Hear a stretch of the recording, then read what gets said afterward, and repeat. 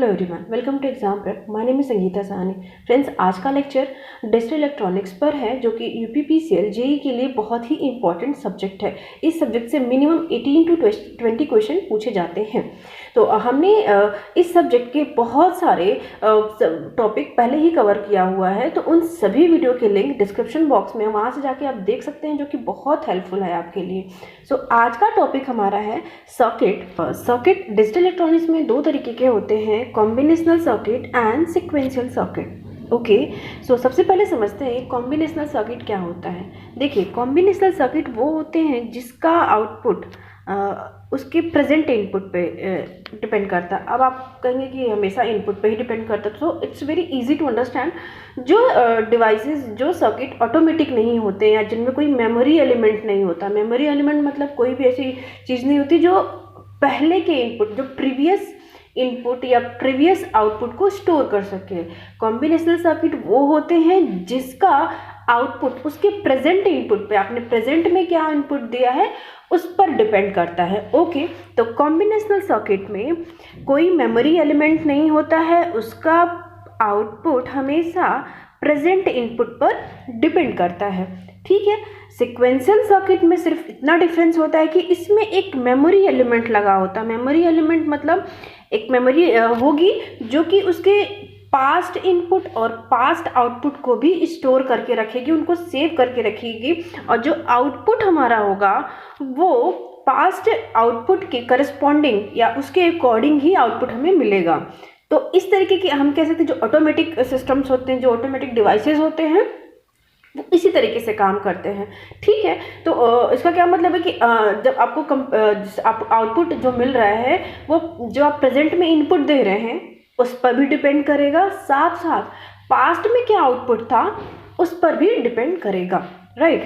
तो sequential circuit में हमेशा एक मेमोरी एलिमेंट होता है और इसका आउटपुट प्रेजेंट इनपुट के साथ साथ पास्ट आउटपुट पर भी डिपेंड करता है, जबकि कॉम्बिनेशनल सर्किट में इसका आउटपुट हमेशा प्रेजेंट इनपुट पर डिपेंड करता है।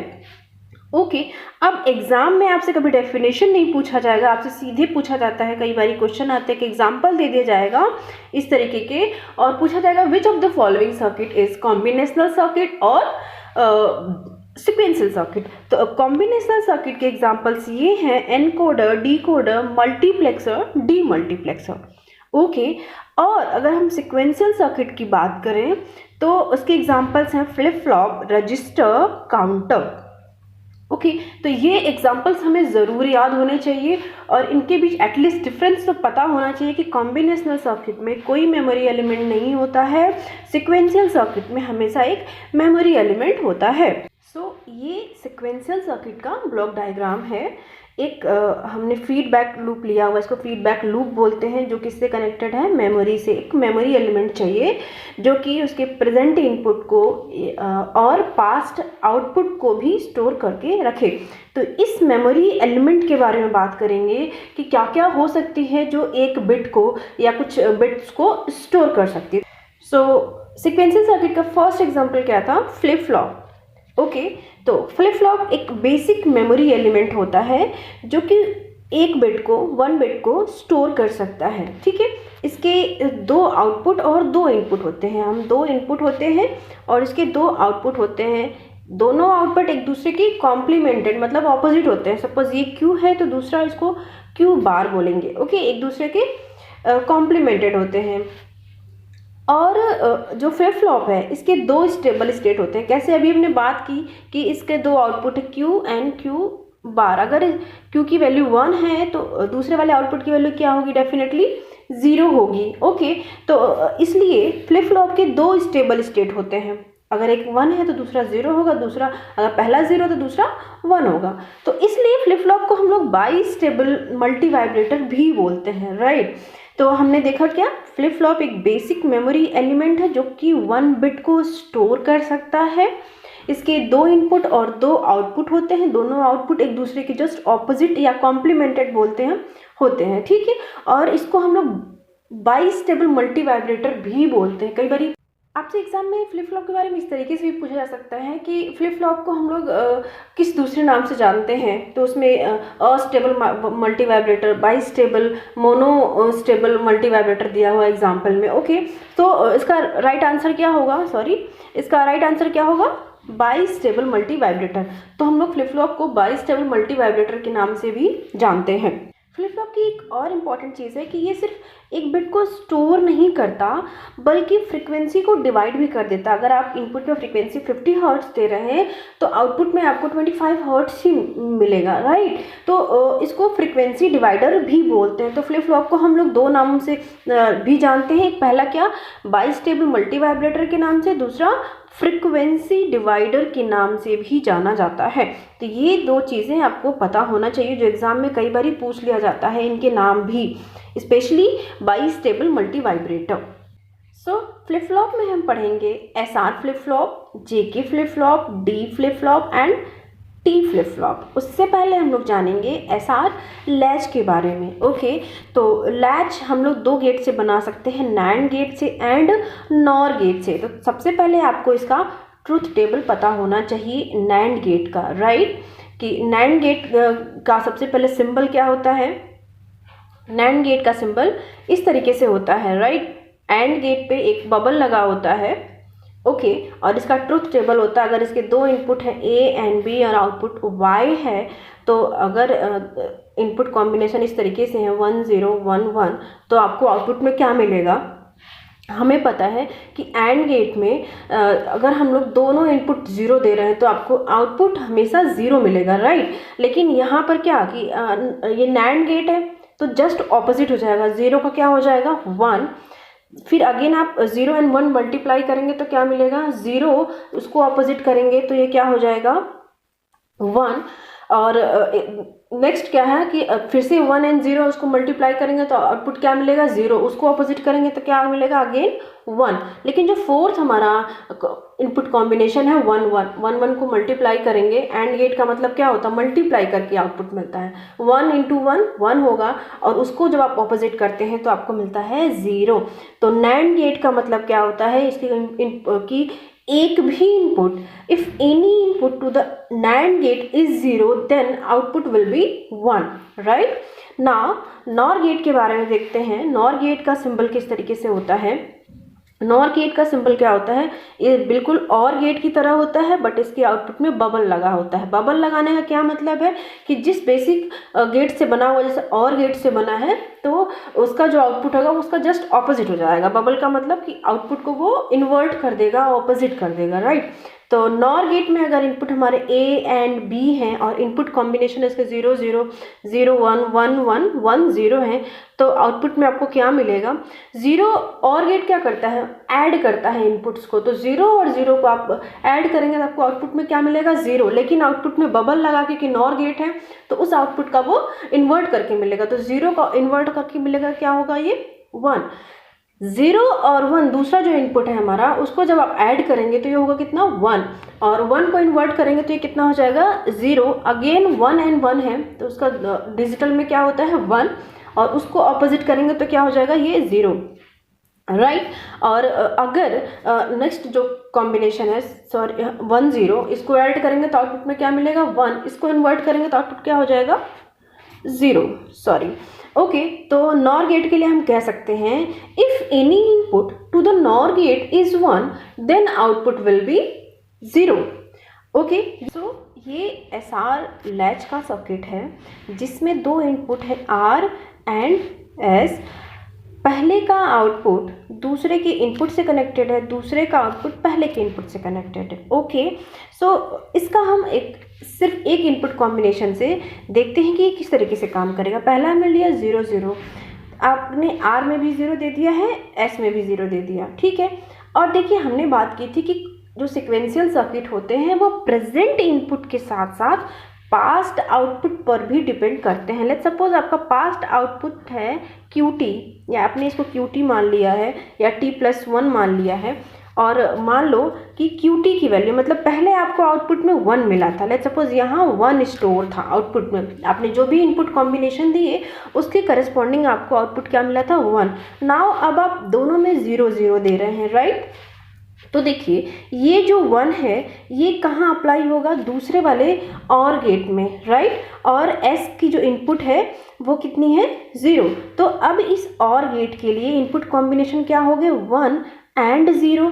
तो और आपको पता है कि any input to the NOR gate is 1 then output will be 0, right. तो अब इस नॉर गेट का आउटपुट क्या हो गया, 0। और ये 0 अप्लाई हुआ किसके, पहले वाले नॉर गेट के, राइट। और पहले से हमें अप्लाई किया हुआ हमने 0, तो 0 और 0 हो गए पहले वाले नॉर गेट का। तो अब आपको पता है कि if any input to the NOR gate, या दोनों को आप 0 दे रहे हैं, सॉरी दोनों 0 हैं, तो क्या होगा, 0 0 0, दोनों को ऐड करेंगे तो 0 मिलेगा, राइट। और उसको जब इन्वर्ट करेंगे, क्योंकि नॉर गेट में वो ऐड होकर के इन्वर्ट हो जाता है, तो आउटपुट क्या मिलता है आपको, 1। तो QT या जो Q आउटपुट है उसकी वैल्यू क्या हो जाएगी, 1। इसका क्या मतलब हुआ कि आप जो पास्ट आउटपुट था आपका 1 था, और आपको फिर से क्या मिला, अब जब आपने दोनों में 0 0 अप्लाई किया तो आपको अगेन जो प्रेजेंट आउटपुट मिला वो क्या मिला, 1। तो देखिए यहाँ पर लिखा हुआ है 0 0, आउटपुट क्या मिलेगा, no change in output. No change in output मतलब अगर पहले 1 था तो फिर से भी दोबारा भी 1 ही मिलेगा, और अगर 0 था तो 0 ही मिलेगा। और ऐसा कब होता है, जब आप दोनों ही इनपुट SR लैच में 0 देते हैं, राइट। एक बार हम 0 के लिए भी देख लेते हैं कि अगर Q की वैल्यू 0 है और आपने दोनों में 0 0 अप्लाई किया हुआ है, तो ये 0 यहाँ अप्लाई होगा, और पहले से 0 है तो आउटपुट में आपको क्या मिलेगा, 1। और ये 1 यहाँ इनपुट पर अप्लाई हो जाएगा, राइट। और इनपुट कितनी है, 0, तो 0 और 1 है, और नॉर गेट में एक भी इनपुट 1 है, तो आउटपुट क्या मिलेगा आपको, 0। तो इस वाले नॉर गेट का आउटपुट क्या हो जाएगा, 0। तो और पहले भी हमने भी देखा था क्या, कि हमने पास्ट आउटपुट 0 माना था। तो इसका SR लैच का हमें क्या पता चला कि अगर हम दोनों इनपुट 0 देते हैं तो आउटपुट में कोई चेंज नहीं होगा। मतलब अगर पहले आपको 1 मिला था तो दोबारा भी आपको 1 ही मिलेगा, अगर पहले आपको 0 मिला था तो दोबारा भी आपको 0 ही मिलेगा। तो हमेशा क्या होगा कि अगर आप इनपुट में 0 0 दे रहे हैं तो आउटपुट में कोई चेंज नहीं होगा। पहले जो आउटपुट था प्रेजेंट में भी वही आउटपुट होगा, पास्ट में जो आउटपुट था प्रेजेंट में भी वही आउटपुट होगा, राइट। और 0 एंड 1 के लिए अगर S की वैल्यू 0 है तो आउटपुट 0 मिलेगी, S की वैल्यू 1 है तो आउटपुट आपको 1 मिलेगी।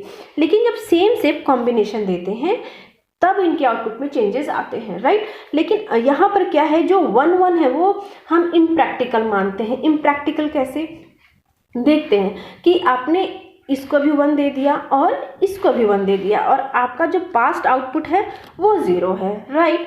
तो अब देखिए ये 0 यहाँ अप्लाई होगा और यहाँ पर कितना है आउटपुट, 1, ठीक है। तो आउटपुट आपको यहाँ क्या मिलेगा, 0 मिलेगा, क्योंकि एक इनपुट तो 1 है और any input to the NOR gate is 1, तो देन आउटपुट विल बी 0। अब ये 0 यहाँ अप्लाई हो जाएगा, इसका भी 1 एंड 0 है, राइट। तो यहाँ भी आपको आउटपुट क्या मिलेगा, 0, क्योंकि इसमें भी एक 1 अप्लाई हो गया, इसमें भी एक 1 अप्लाई होगा।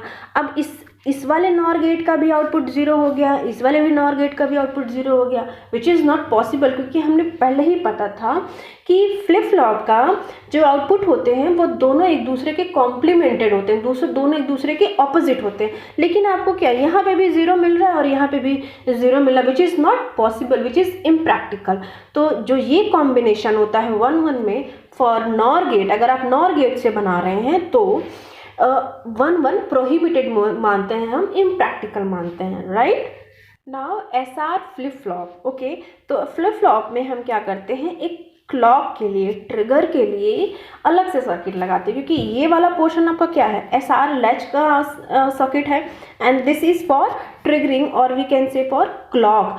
क्लॉक को अगर हम लोग एक बेसिक समझे तो इसका क्या मतलब है, स्विच।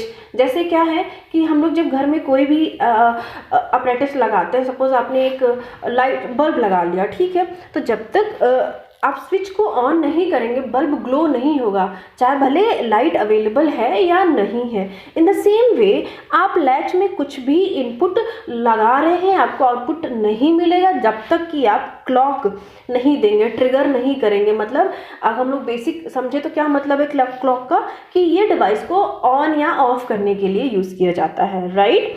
सो क्लॉक्ड फ्लिप फ्लॉप में हम लोग ट्रिगरिंग के लिए या क्लॉक के लिए एक पल्स ट्रेन यूज़ करते हैं, ओके, जिसे हम लोग क्लॉक वेव फॉर्म भी बोलते हैं।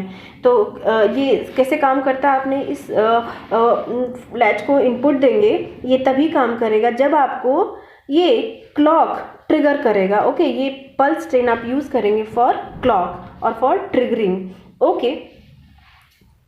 सो हम देखते हैं truth table SR flip flop का, क्योंकि हमने लैच देख लिया, राइट।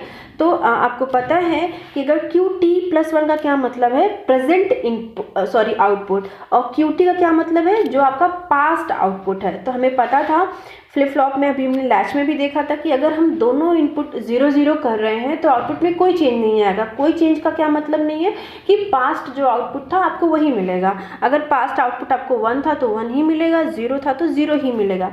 सो QT+1 QT होगा, मतलब पास्ट आउटपुट होगा कब, जब आप दोनों ही इनपुट 0 0 देंगे। अगर आप दोनों इनपुट 1 दे रहे हैं तो एम्बिग्यूअस स्टेट, मतलब क्लियर नहीं होगा, प्रोहिबिटेड होगा, इम्प्रैक्टिकल स्टेट मिलेगा, राइट। और जब आप 0 1 देंगे तो मैं इस तरीके से समझती हूँ कि जब S की वैल्यू जो भी होती है उसके अकॉर्डिंग आपको आउटपुट मिलता है। S की वैल्यू 0 है तो आउटपुट 0, S की वैल्यू 1 है तो आउटपुट आपको 1 मिलता है। बट आपको ये पता होना चाहिए कि ये इससे अलग होना चाहिए, है ना, कि 0 1 1 0, ऐसा नहीं कि सेम सेम हो गया तो ये वाले स्टेट आ जाएंगे, ओके। तो ये आपका ट्रुथ टेबल हो गया for SR flip flop. Next हमारा फ्लिप फ्लॉप है clogged D flip flop. D flip flop का मतलब होता है डिले फ्लिप फ्लॉप, या वी कैन से कि एक मिरर फ्लिप फ्लॉप होता है। जो आप इनपुट में दे वही आपको आउटपुट में मिल जाए, राइट। तो इसके लिए हम क्या करते हैं, हम SR फ्लिप फ्लॉप ही लेते हैं, बट इनके जो इनपुट हैं वो एक दूसरे से इन्वर्ट करके हम जोड़ देते हैं, ठीक है। तो देखिए हमने क्या किया, यहाँ पे एक इनपुट दिया, ठीक है। उसी इनपुट को नॉट गेट के थ्रू, नॉट गेट क्या करता है, उसको ऑपोजिट कर देता है, नॉट गेट करके दूसरे से इनपुट कर दिया, राइट। सॉरी। तो D फ्लिप फ्लॉप में क्या करते हैं हम लोग, SR फ्लिप फ्लॉप ही यूज़ करते हैं और दोनों के इनपुट एक दूसरे से ऑपोजिट करके कनेक्ट कर देते हैं, ओके। तो इस तरीके से हम कह सकते हैं कि D फ्लिप फ्लॉप में एक इनपुट होता है और उसके 2 आउटपुट होते हैं, राइट, ठीक है। या Q है, Q बार तो होगा क्योंकि हमें पता है एक दूसरे से कॉम्प्लीमेंटेड है। तो इसका जो ट्रुथ टेबल होता है वो इस तरीके से होता है, D की वैल्यू अगर 0 है तो आउटपुट आपको 0 मिलेगी, D की वैल्यू अगर 1 है तो आउटपुट आपको 1 मिलेगा। आप यहाँ समझ सकते हैं कि अगर S की वैल्यू 0 है तो क्योंकि ये एक नॉट गेट से कनेक्टेड है तो R को ऑटोमेटिक इनपुट क्या मिलेगा, 1, इसका ऑपोजिट। तो हमें पता अगर S की वैल्यू 0 है, R की वैल्यू 1 है तो आउटपुट क्या मिलेगा, 0। अगर S की वैल्यू हमने 1 दिया तो यहाँ से R को ऑटोमेटिक क्या मिलेगा, इन्वर्ट होकर के 0 मिलेगा। इन दैट केस S की वैल्यू 1 है, अगर R की वैल्यू 0 है तो आउटपुट क्या मिलेगा, 1 मिलेगा।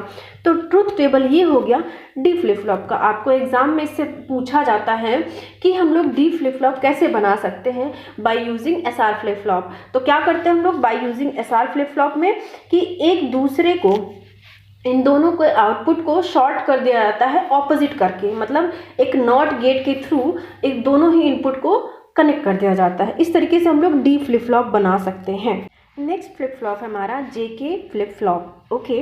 तो JK फ्लिप फ्लॉप थोड़ा सा अलग होता है SR फ्लिप फ्लॉप से। यहाँ पे क्या होता है, हमने क्लॉक में ही इनके जो इनपुट हैं, इन दोनों के जो इनपुट हैं वो अप्लाई कर दिए जाते हैं, यहाँ पर आप देख सकते हैं, राइट। तो SR फ्लिप फ्लॉप से ये थोड़ा सा डिफरेंट होता है। और JK flip flop SR flip flop की एक डिसएडवांटेज या उसकी जो कमी है उसको दूर करने के लिए यूज़ किया जाता है। कैसे, हमें पता था कि SR फ्लिप फ्लॉप में अगर हम लोग 1 1 दे रहे हैं तो आपको आउटपुट इम्प्रैक्टिकल मिल रहा था, विच इज़ नॉट पॉसिबल, क्योंकि आउटपुट एक दूसरे से कॉम्प्लीमेंटेड होने चाहिए और इस केस में आपको आउटपुट कॉम्प्लीमेंट होकर के नहीं मिल रहा है। तो हम इसको एम्बिग्यूअस स्टेट मानते हैं, इम्प्रैक्टिकल प्रोहिबिटेड स्टेट मानते हैं। तो JK फ्लिप फ्लॉप को यूज़ किया गया SR फ्लिप फ्लॉप की इस कमी को दूर करने के लिए, ओके।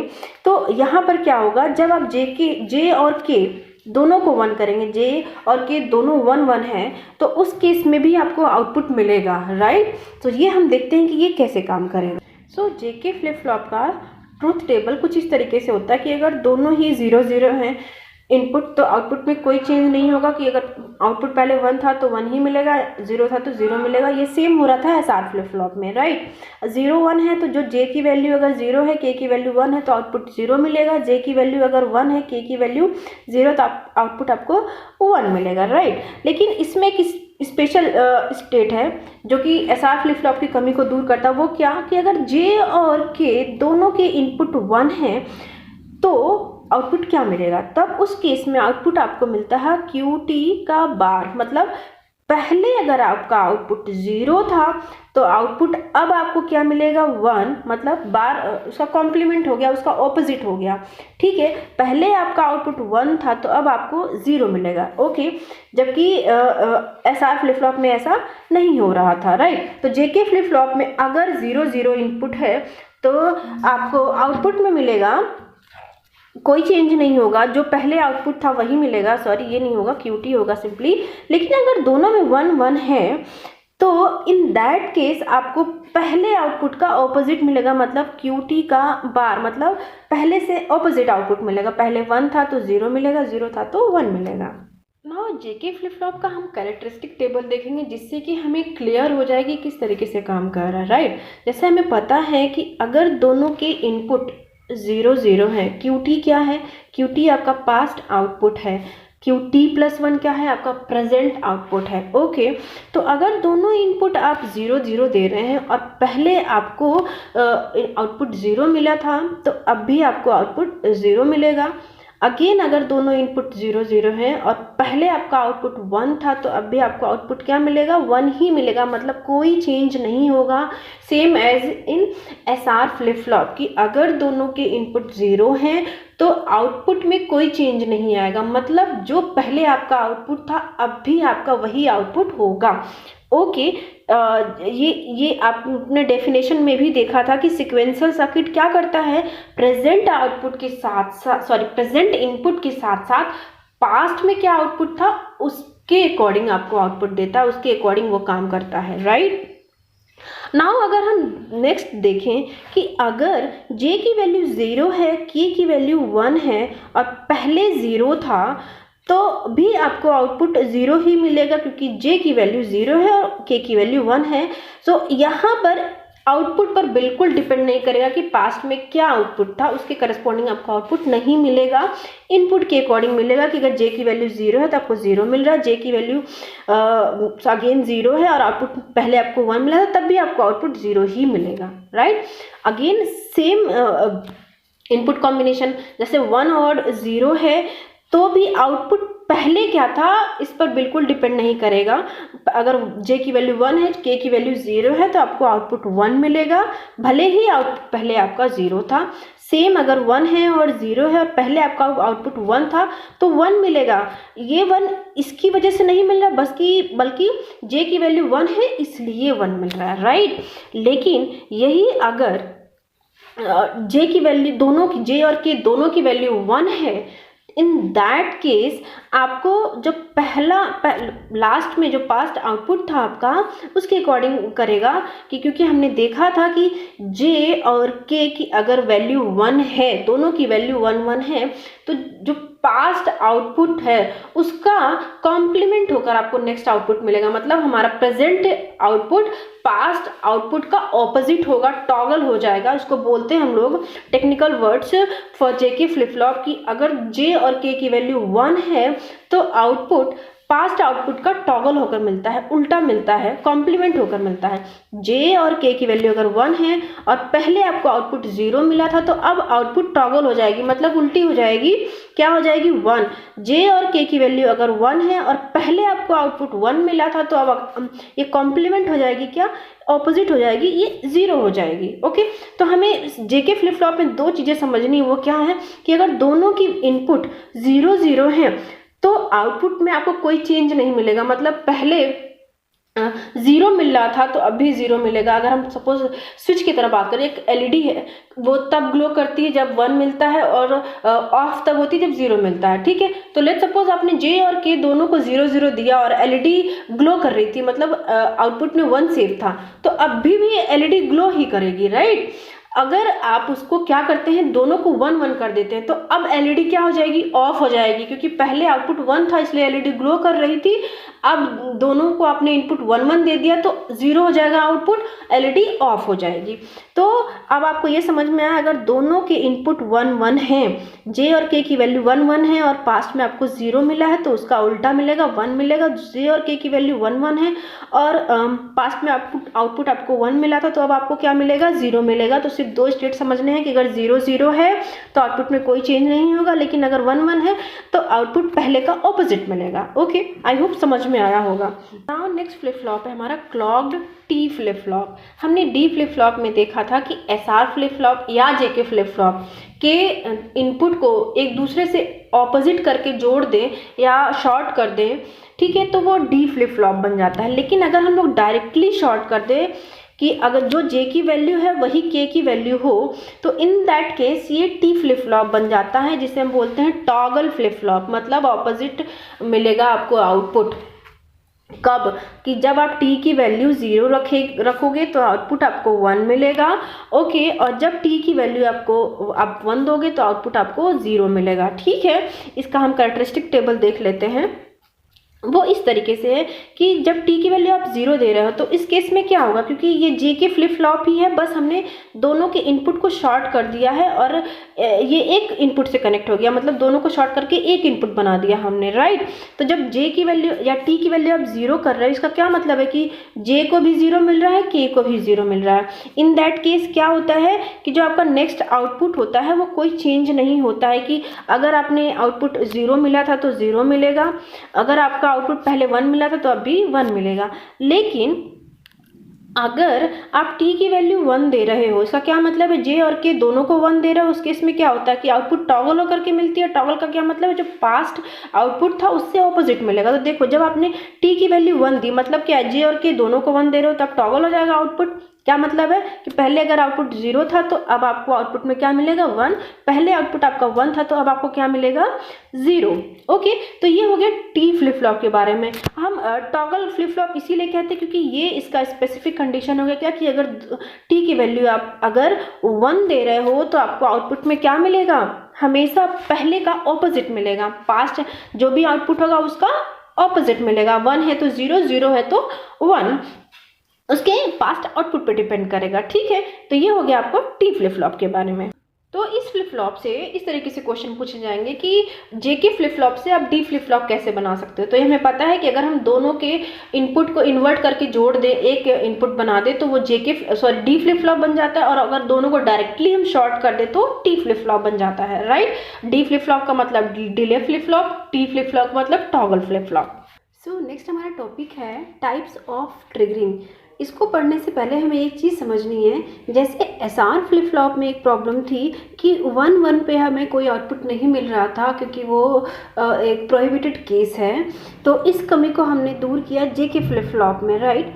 लेकिन जेके फ्लिप फ्लॉप में भी एक प्रॉब्लम आती है जिसको हम बोलते हैं रेस अराउंड कंडीशन, RAC। अब ये क्या होता है, जैसा हमें पता है कि जेके फ्लिप फ्लॉप में अगर दोनों ही इनपुट 1 हैं तो आउटपुट हमें टॉगल होकर मिलती है। टॉगल होने का क्या मतलब है कि जो पास्ट आउटपुट था, अब प्रेजेंट जो आउटपुट मिलेगा वो पास्ट का जस्ट ऑपोजिट मिलेगा, राइट।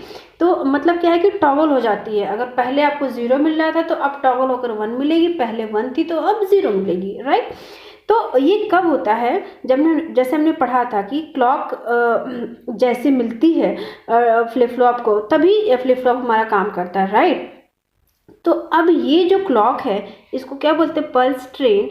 ये सपोज जैसे ही हमने एक क्लॉक दी, ठीक है, इस तरीके से, तो आपका फ्लिप फ्लॉप ऑन हो गया। कहाँ, जैसे ही ये 0 से 1 हुआ, इस कंडीशन में आपका सपोज जो जेके फ्लिप फ्लॉप जे और के दोनों को आपने 1 1 दिया और पहले जो आउटपुट थी वो 0 थी, राइट।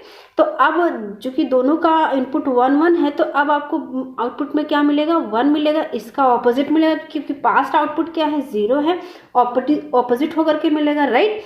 तो ये जो 1 हुआ ये कब होगा, जैसे ही आपकी क्लॉक पल्स 0 से 1 होगी, राइट।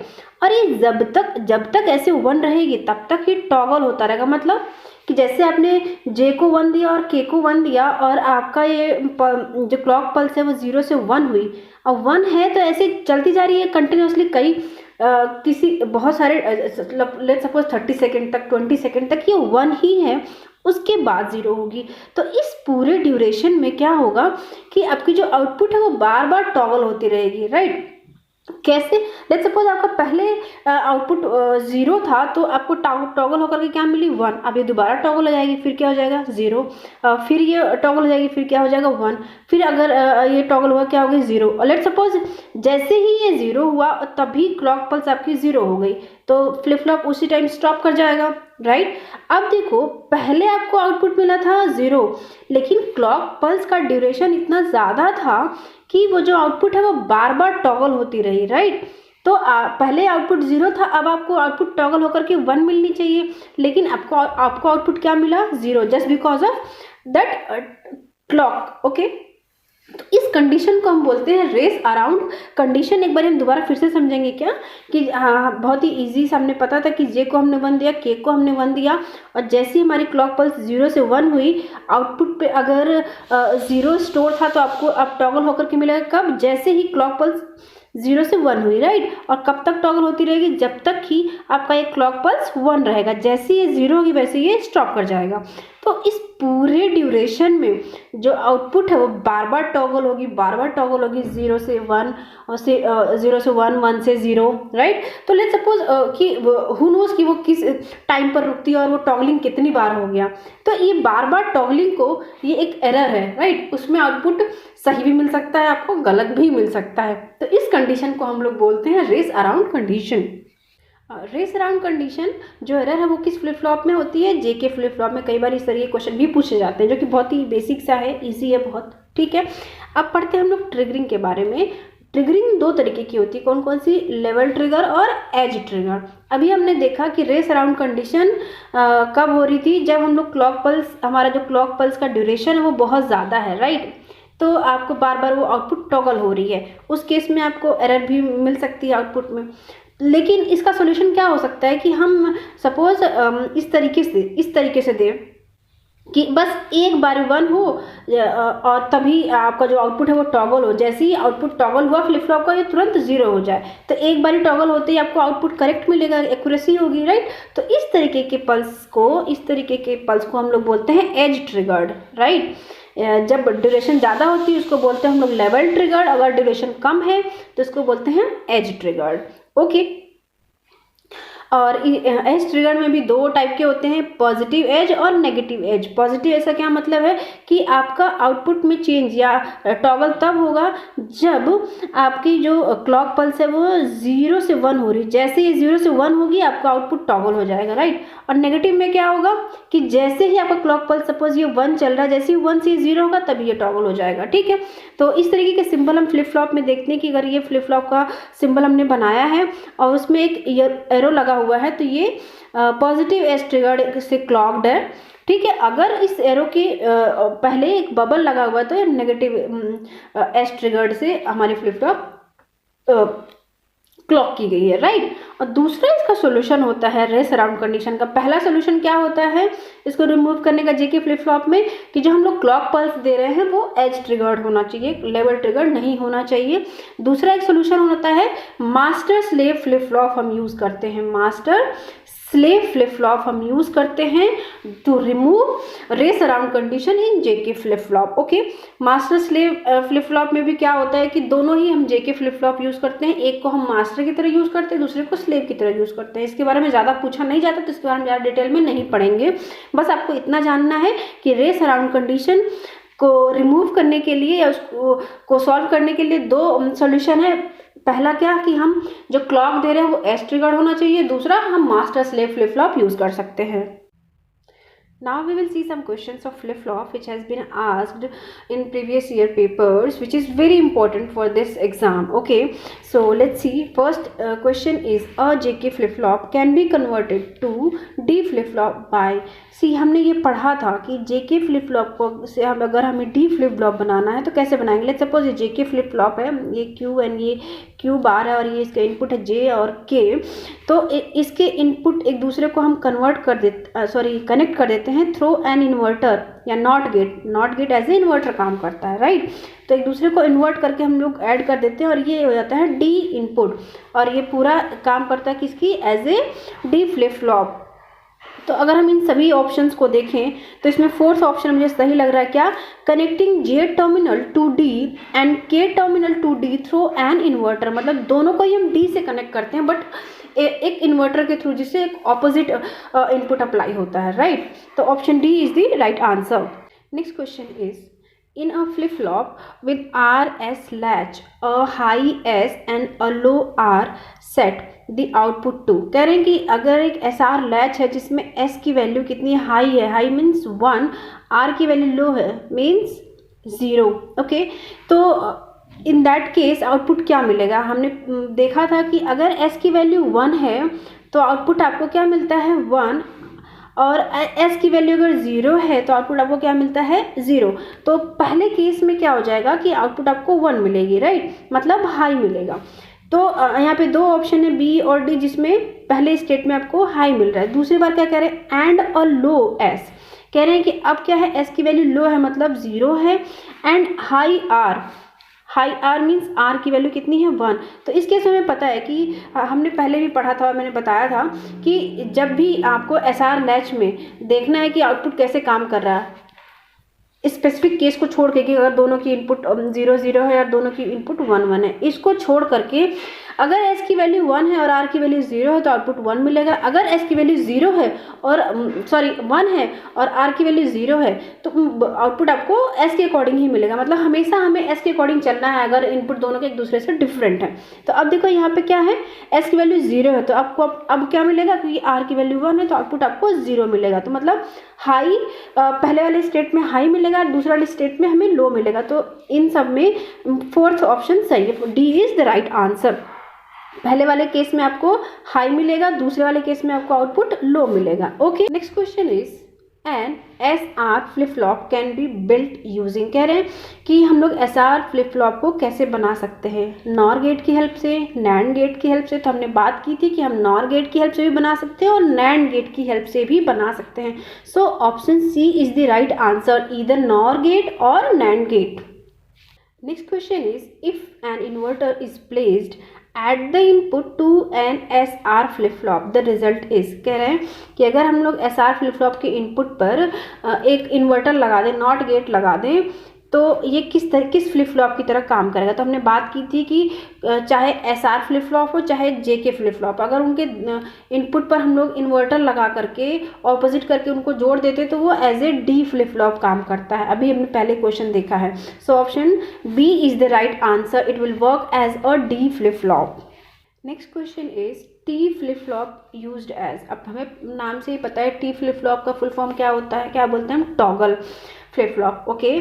सो यहाँ पे ऑप्शन बी सही आंसर है, टॉगल स्विच की तरह। Next question is, which multivibrator can be used as a clock timer, clock timer जो हम लोग क्लॉक पल्स यूज़ कर रहे थे फ्लिप फ्लॉप को ट्रिगर करने के लिए, वो कौन सा होता है, विच हम लोग कौन सा मल्टी वाइब्रेटर यूज़ करके इस क्लॉक पल्स को जनरेट कर सकते हैं to use in flip flop और एज अ टाइमर, ओके। तो देखिए ये क्लॉक पल्स होते हैं, एक बारी 1 होगा, एक बारी 0 होगा, फिर 1 होगा, फिर 0 होगा, ओके। तो मतलब इसकी स्टेट बदलती रहती है, कभी 0 होगा, कभी 1 होगा, कभी 1 होगा, कभी 0 होगा, ओके।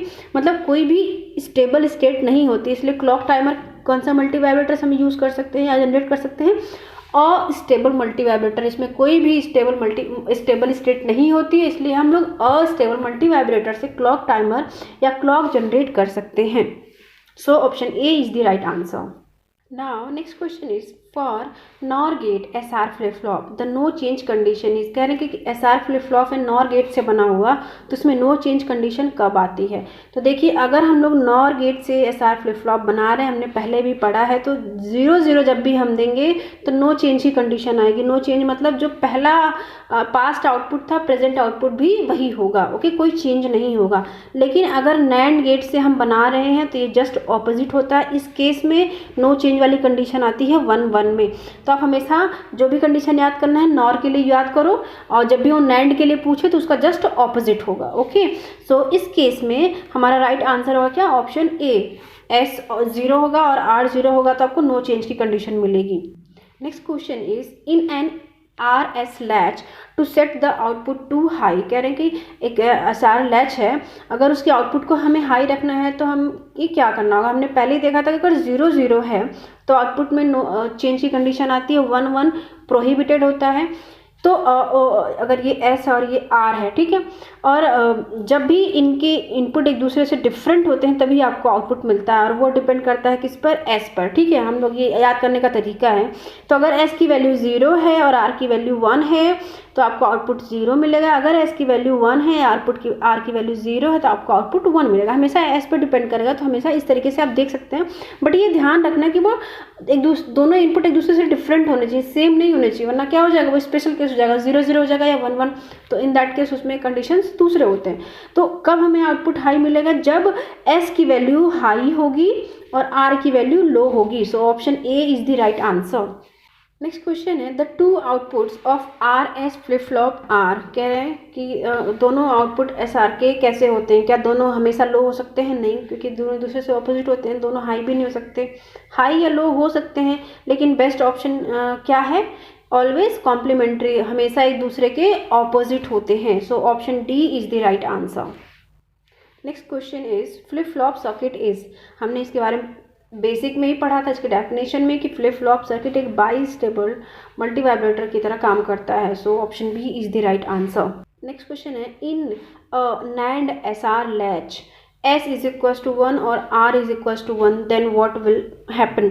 सो हमें पहले से पता है कि नॉर गेट में अगर दोनों ही 0 0 हैं तो नो चेंज की कंडीशन आती है, लेकिन अगर इसका ऑपोजिट कर दें, नैंड गेट अगर हम यूज़ कर रहे हैं तो ये इसका जस्ट ऑपोजिट हो जाएगा। अभी हमने याद करने का तरीका सीखा था कि नॉर के लिए नो चेंज की कंडीशन हमें याद करनी है।